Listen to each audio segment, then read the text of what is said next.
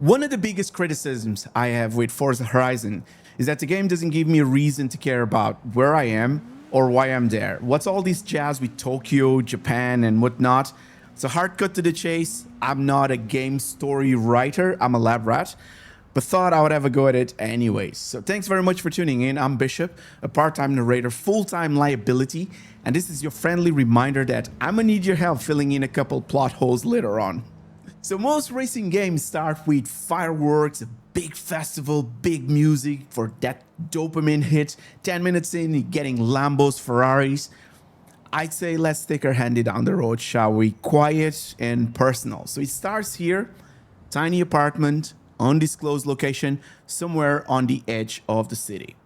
Your character is just chilling, like listening to some music or catching some random reruns on TV.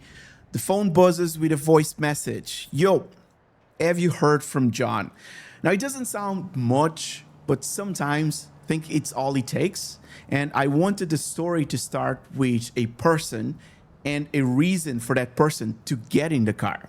I always thought Horizon got this backwards. It asks, what car would you like? And I would rather ask, what kind of driver are you? So before we head anywhere, we need to answer a very important question, which is, who are you?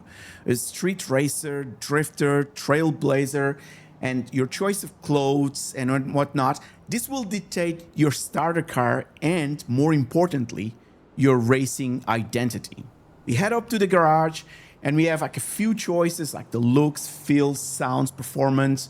How do you like to drive your car? And this is important because it's the first look at customizing everything. Now, we spend a little bit of time making the car our own, nothing over the top, just enough to make it feel like it's your car. Horizon gives you dozens of cars in the first 15 minutes, and instead I'd rather spend 15 minutes building one that it's your own. Right, so it's time to head over to John's place. We're gonna try to find out what's happening, and along the way, we naturally learn the controls. We get introduced to the GPS, traffic, almost kiss a boss. Oops, good thing there's a rewind feature. So we're trying to make the tutorials a little bit more natural and integrate them a little bit more into the story. So you pull outside John's place, quiet, a little too quiet. There's no lights, there's no car, there's no John. Place is empty. What's going on here? And then all of a sudden, you hear it. The engine, that exhaust? No way, that's John's car. You know it for certain. So here's the first proper chase. You're trying to catch up with John through the streets of that undisclosed city. And when you finally do, you realize it's not John. Kept you waiting. So a little bit of back and forth, and you learn that the guy bought the car off him a while back, and he mentioned something about heading to Japan. So, right, boys and girls, here's my first call to action. How do you go from this moment to actually ending up in Japan? You have a reason to go to there, because you're trying to find John. But did you take the boat, a road trip? You gotta help me bridge the gap. So put a timestamp, let me know what you guys think. Anyways, you finally make it to Japan, and it's absolute chaos when you arrive in Tokyo, middle of town, cars everywhere, crowds everywhere, very much confusion. What the hell is happening here?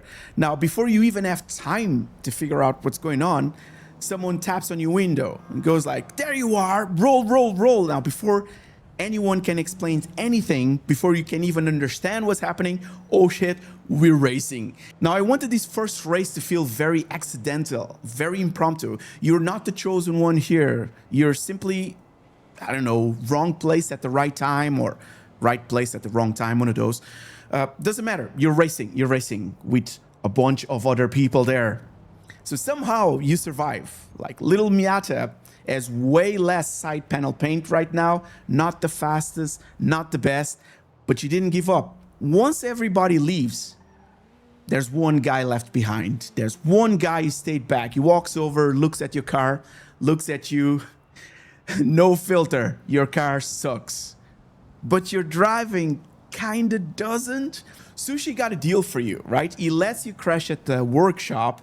You help him test the builds and deliver the car to his clients, and he also helps you build yours. So every now and again, he'll throw you the keys to something completely different, like a drift car, a rally car, time attack. You don't have to drive them, But if you do, maybe you learn something new, you might enjoy it. Now, a few days later, Sushi introduces you to May. She's trying to put a local event together. Problem is, she's short on drivers, like good drivers, not pieces of shit side bank ghost abusing grinders, Jimmy ones. And she's short on people she can trust. So there's a deal there. Help me get this thing off the ground, and I'll help you find John. We almost forgot about him, right?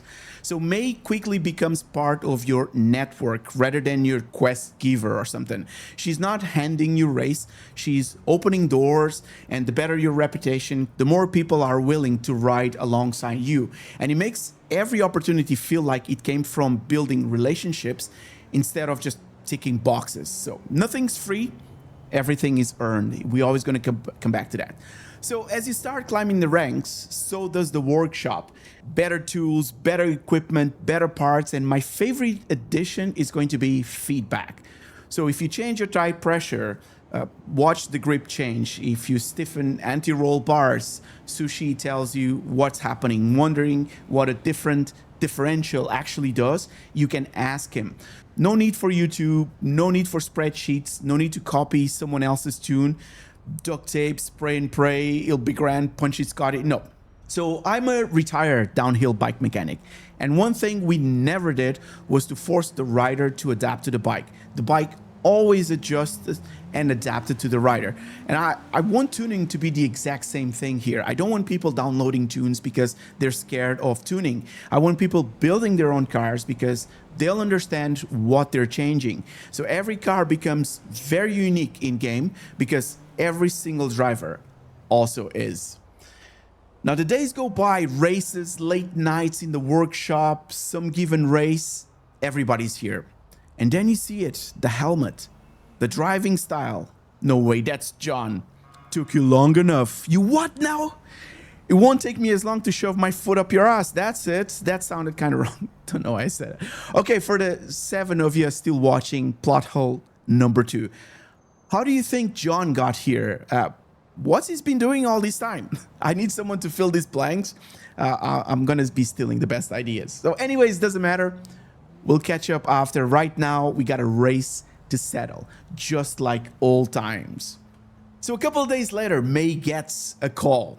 Looks like somebody's been paying attention. So one spot just opened up, Shibuya Festival, or whatever it's called. Main event tomorrow night, doesn't really matter.